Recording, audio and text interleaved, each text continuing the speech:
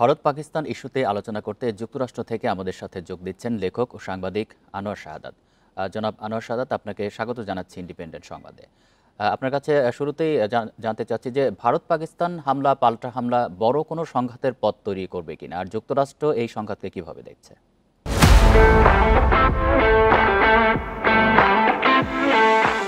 যুক্তরাষ্ট্র দেখছে কার্যত খুব বেশি ভীত অবস্থান থেকে নয়। গত পরশু Marco Rubio, secretary of state, প্রধানমন্ত্রীর সঙ্গে কথা বলেছেন, পাকিস্তানের প্রধানমন্ত্রীর সঙ্গে। কারণ তারা অনেকটা মনে করে যে ইন্ডিয়া রিজনেবল মোর দেন পাকিস্তান, এই অর্থে যে পাকিস্তানের বহু বছর থেকে এক ধরনের মিলিটারি ডিসিশনটাই প্রধান, সে কারণে তারা ইন্ডিয়াকে অতটা প্রেসার দিচ্ছে না যতটা দিচ্ছে পাকিস্তানকে। আসলে ইন্ডিয়ার চাইতে পাকিস্তান এখন কার্যত আমার হিসাবে এবং অন্যান্য বিশ্লেষণে কম অস্থির ইন্ডিয়ার চাইতে। কেননা ইন্ডিয়াতে গত প্রায় 12 বছর যাবৎ একটা ধর্মভিত্তিক গণতান্ত্রিক, এটা সত্য, কিন্তু তাদের একমাত্র রাজনীতি হচ্ছে ধর্ম। পাকিস্তানে সেটি কম, অর্থাৎ পাকিস্তানে অনেকগুলো কম্বিনেশন। প্রেডিকশন হচ্ছে ইন্টারন্যাশনাল ক্রাইসিস, গ্লোবাল ক্রাইসিসের পক্ষ থেকে প্রেডিকশন হচ্ছে যে ফাইনালি যখন আমেরিকা ইন্টারফেয়ার করবে, আমেরিকা ইন্টারফেয়ার করবে কারণ তারা বুঝতে চাচ্ছে যে সিচুয়েশনটা কোন দিকে যাচ্ছে, তখন কার্যত এই যুদ্ধটা আর হবে না। ফলে অধিকাংশ, যেমন আসলে এই মুহূর্তে আমি নিউ ইয়র্ক টাইমস পড়ছিলাম, so new York Times 35 minute আগে যেটা বলছে যে আপনারা যে নিউজগুলো করেছেন ওটার ফলো আপ দিয়েছে যে এটি ঘটছে। কিন্তু এই ঘটার কারণটা কি? দুটো রাষ্ট্রই যদি আপনি দেখেন এস্টাবলিশ করছে যে তুমি আমাকে আক্রমণ করছো, তুমি আমাকে আক্রমণ করছো, তুমি আমাকে আক্রমণ করছো, তুমি আমাকে আক্রমণ করছো। কার্যত ওরা একটা বড় ধরনের আক্রমণের গ্রাউন্ড তৈরি করছে।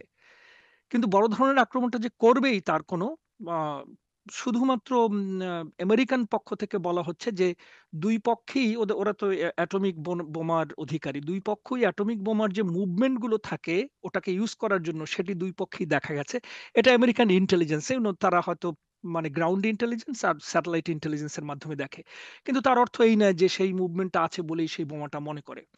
কিন্তু যেটা ওরা মনে করছে যে কার্যত এই যুদ্ধটা ওইভাবে হবে না, এবং আপনারা যদি অনুসরণ করেন তাহলে দেখবেন যে দুই পক্ষই একে অপরকে অভিযোগ করছে এবং যুদ্ধের বিষয়গুলো ছোট হয়ে আসছে বা ছোটর মধ্যে রাখছে। যেমন ড্রোন কোনো যুদ্ধ না। যেমন আবার এই যে ড্রোন যে আসছে, দুই পক্ষই এখন বলছে ও ড্রোন পাঠাচ্ছে, ও ড্রোন পাঠাচ্ছে, এইগুলো বলে তারা একটা গ্রাউন্ডকে ঠিক রাখতে চাচ্ছে। কিন্তু যুদ্ধটা হবে না। তার আরেকটা কারণ হচ্ছে বলা যে দুটো রাষ্ট্রই জানে তাদের অর্থনৈতিকভাবে তারা কোয়ালিফাই করে না একটি যুদ্ধ রান করার জন্য। তাহলে তারা এটা কেন করছে? দুটো রাষ্ট্রেই একটি প্রবণতা আছে যে ফ্যানাটিক একটা গ্রুপ থাকে, মানে খুবই উগ্র, যারা মনে করে যে ওই যে যেমন আপনার এখানে আমি শুনছিলাম যে বেসিক্যালি ওখানে আরো একটা পলিটিক্স আছে। মিলিটারি পলিটিক্স অনেকদিন থেকে পাকিস্তানে আসতে পারছে না। সেও তো প্রায় ২ যুগের দিকে যাচ্ছে আরকি। সেই মিলিটারি পলিটিক্সটা এখন আসতে চাচ্ছে। যে ভদ্রলোক এখন প্রধান, উনার নাম হচ্ছে আসিম মুনির, সৈয়দ আসিম মুনির। আমি একটু আগে নিউ ইয়র্ক টাইমসের একটা রিপোর্টে দেখছিলাম যে আসিম মুনিরের ছবি এখন অনেকগুলো ট্রাকের পেছনে দেখা যাচ্ছে। সো আসিম মুনির হচ্ছে সেটা থাকবার কথা নয়। উনি একজন মিলিটারি প্রধান। এবং যেদিন ২৬শে যেদিন পাহলগাম, হোটস দ্য নেম? ওইখানে আক্রমণ হয়েছে তার ২-৩ দিন আগে এই আসিম মুনির এই কথাটা বলেছে, কিছু একটা হবে। কিছু একটা হবে বলেছে যে ইংরেজিতে কথাটা বলছে যে হোয়াট জাগলার ভেইন, গলার উপরে যে থাকে, এইটা হচ্ছে ওই কাশ্মীরের ওই আপনি জায়গাটা। এর আপনি যে ২-৩ দিন বিষয়টা পরে বলছিলেন যে আপনি বড় সংঘাতের কোনো আশঙ্কা দেখছেন না, কিন্তু যদি সেই সংঘাতটা শুরু হয় সেক্ষেত্রে দক্ষিণ এশিয়ায় নতুন কোনো মেরুকরণ তৈরি হবে কিনা, বিশেষ করে বাংলাদেশের উপরে কোনো ধরনের প্রভাব পড়তে পারে কিনা? বাংলাদেশের উপরে প্রভাব এখন যেটা পড়বে, কারণ কিছুদিন আগ থেকে যখন থেকে আওয়ামী লীগের পতন হয়েছে তখন থেকে একটা টেনশন তো আছে। সেই টেনশনটারই কন্টিনিউয়েশনটা হবে এখানে, আর কিছু তেমন নয়। কিন্তু কোনো ক্রমেই এই যুদ্ধটি ছড়াচ্ছে না, এ ব্যাপারে প্রায় নিশ্চিত এখনো পর্যন্ত। কেননা ইন্টারন্যাশনাল একটা কমিউনিটি অলওয়েজ কাজ করে তো পেছন থেকে, সেখান থেকে যে ইন্টারন্যাশনাল কমিউনিটিগুলোর যে কনসেনসাস, সেই কনসেনসাসের মধ্যে এটা অ্যাপ্রুভ করে না তারা। কারণ এতে সারা বিশ্বে একটা অস্থিরতা তৈরি হবে। সেই অস্থিরতা যাতে তৈরি না হয়, যে কারণে আমেরিকা এখনো পর্যন্ত কিন্তু মিনিংফুল, এর চাইতে ছোট অনেক ইস্যুতেই অনেক বড় ইনিশিয়েটিভ নেয় তারা, যাতে যুদ্ধটা থেমে যায়। কিন্তু এখনো পর্যন্ত তারা নিচ্ছে না। শুধুমাত্র মার্কো রুবিও ফোনে কথা বলেছে শেহজাদের সঙ্গে। এর অর্থ হচ্ছে যে ওরা এখনো সিরিয়াসলি নেয়নি। আর এটা হচ্ছে ডামাডোল, ওরা যা করছে দুই পক্ষ, এটা ডামাডোল, এটা রিয়েল যুদ্ধ না। কারণ হচ্ছে দুই পক্ষেরই এত বছর ধরে ফ্যানাটিক গ্রুপগুলোকে সামনে আনা হয়েছে। ফ্যানাটিক গ্রুপের কাজই হচ্ছে এইটা, আমি গুঁড়িয়ে দেব, মারিয়ে দেব, ধ্বংস করে দেব, এবং সেটির মর্যাদা রাখার জন্য এখন এই ছোট ছোট জিনিসগুলো করছে। কেন এই যে ড্রন করছে, এই ড্রনটাই হচ্ছে যে drone basically video game, like yes, drone could make a big deal, কিন্তু এটা ভিডিও গেম। কম্পিউটার থেকে দেখে দেখে টার্গেট জায়গায় পাঠাচ্ছে, ওরা আবার করছে। ইটস অ্যাবসলিউটলি আন্ডারস্টুড গেম, কিন্তু কোনো ক্রমে এটা বড়টা যাচ্ছে না, কারণ অর্থনৈতিকভাবে দুটো দেশের একটি দেশও এটা সার্ভাইভ করতে পারবে না যুদ্ধ হলে। আর অনেকেই ওয়ার্ল্ড যেটি কমিউনিটি। আশঙ্কা করছেন, যেহেতু দুটি দেশ পারমাণবিক শক্তিধর, সেক্ষেত্রে পারমাণবিক যুদ্ধ যদি শুরু হয়, সেটি আসলে কি ধরনের ফলাফল বয়ে আনতে পারে এবং এটি হওয়ার আশঙ্কা আছে কিনা আপনি কতটা দেখেন? আমি মনে না, না। আমি আসলে ব্যক্তিগতভাবে তো এগুলো কেউই বলতে পারবে না।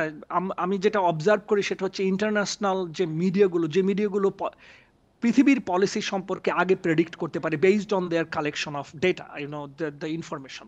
সেই জায়গাগুলোর ভিত্তিতে ওরা যে প্রেডিকশন করে, সেই প্রেডিকশনে এটি আসলে যুদ্ধের দিকে যাচ্ছে না বা যাওয়ার কোনো কারণ নেই। আর বিশেষ করে অনেকগুলো লিমিটেশন আছে দুটো দেশেরই, এটাকে উৎক্ষেপণ এবং তার পরবর্তী যে ব্যবস্থা, সে ব্যবস্থার জন্য দুটো দেশের কেউই রেডি না। সে কারণে পারমাণবিক যুদ্ধের কোনো সম্ভাবনাই, আর যদি হয় সে দুর্ঘটনার কথা তো সারা পৃথিবীতে যে কোনো সময় রাশিয়া আমেরিকা হতে পারে, রাশিয়া চীন হতে পারে, চীন আমেরিকা হতে পারে, সেটার তো কোনো এন্ডলেস সেই সেরকম সম্ভাবনা নেই। আর যদি হয় সেটা দুর্ভাগ্য হবে, কারণ আমি একটা রিসার্চ আছে যেটা আমেরিকান রিসার্চ, যেখানে বলছে 12 কোটি লোক ন্যূনতম, যদি যদি পারমাণবিক বোমা ব্যবহৃত হয়, তাহলে দেশের 12 কোটি লোক মারা যাবে। তো কে জানা সত্ত্বেও কে 12 কোটি লোকের প্রাণ হরণ করতে চাইবে, এবং তারও তো একটা দায় আছে পরবর্তীতে, এবং তারপরে এটা গুছিয়ে ওঠা। জাপান 80 বছর হয়ে যাচ্ছে, এখনো তো তারা গুছিয়ে উঠতে পারেনি, সেক্ষেত্রে গুছিয়ে ওঠাও তো কনসিডারেশনে থাকে। টোটালটাই অনেকগুলো কনস্পিরেসি থিওরি আছে, তার মধ্যে একটা আছে যে পাকিস্তানি মিলিটারি রুল আসবে, সেই মিলিটারি রুলের জন্য গ্রাউন্ড তৈরি করা, এবং সেই গ্রাউন্ড প্রায় এখন তৈরি হয়েছে। কার্যত আমি যেভাবে বললাম যে রিপোর্টটাই ছিল যে how about the military is coming. So ওইখানে আপনি দেখেন যে একজন মিলিটারি প্রধানের ছবি ট্রাকের পেছনে দেওয়া হচ্ছে, কিভাবে দিচ্ছে, কে দিচ্ছে, কেন দিচ্ছে, হঠাৎ করে এর সঙ্গে সম্পর্ক হলো কি করে। এবং ওই যে যেখানে আক্রমণটা প্রথম 26 জন ট্যুরিস্টকে মারা হয়েছে, তার কয়েকদিন আগে আসিম মুনির, সৈয়দ আসিম মুনির, যে মিলিটারি প্রধান, এবং ওনাকে কনসিডার করা হয় খুব গোরা জিয়াউল হকের সঙ্গে কম্পেয়ার করা হয়। তার মানে এখন থেকে প্রায় 40-50 বছর আগে, যে উনি উগ্র এবং উনি ধর্মভিত্তিক কথা বলে। গত প্রায় 15 বছরে পাকিস্তানের ধর্মভিত্তিক রাজনীতি কমে আসছিল, যেটা ওদের প্রধান ছিল। সেই কমা থেকে উনি আবার সেদিকে টার্ন করাচ্ছে, ফলে টেনশনগুলো ওই দিকে। মনে করা হচ্ছে ওই বালুচিস্তান, তারপরে নর্থ ফ্রন্ট, এবং এই যে কাশ্মীর, এইগুলোকে ব্যবহার করে নতুন করে মিলিটারিটা সামনে আসবে, সেটার একটা মানে সম্ভাবনার কথা বলা হচ্ছে। আমি সেই রিপোর্টে এখন পড়ছিলাম। ফলে পারমাণবিক বোমার যুদ্ধের সম্ভাবনা খুব কম, কিন্তু এই ডামাডোলটা চলবে। আমি যেমন আপনার এখানেই এখন শুনছিলাম যে ওদের মুখপাত্র, সম্ভবত ওনার নাম কি, চৌধুরী, সে বলছিল যে what what India has started we will finish up, something like that, যে জি। ওরা যা শুরু করেছে আমরা এটা শেষ করব। এগুলো হচ্ছে ফালতু কথা, এর কোনো অর্থ নাই। কারণ কাজের ক্ষেত্রে আমরা যেটা দেখি যে অত বড় একটি হত্যাকাণ্ডের পরেও পাকিস্তান কিন্তু কার্যত হত্যাকারীদের বিরুদ্ধে কোনো ব্যবস্থা নেই। তারা বলছে এটার সঙ্গে আমরা সম্পৃক্ত না। এটা হয় না, কারণ এই ল্যান্ডের ভেতর থেকে গিয়ে পাশের ল্যান্ডে একটি কাজ করেছে, যারাই করুক তারা তো বলছে যে আমরা ওদের হয়ে করেছি। তাহলে তাদের সম্পর্কে তোমার ট্রেস নাই।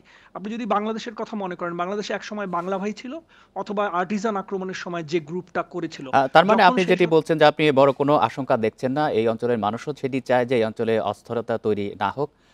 আপনাকে অসংখ্য ধন্যবাদ দিচ্ছি এতক্ষণ আমাদের সাথে আলোচনায় থাকার জন্য।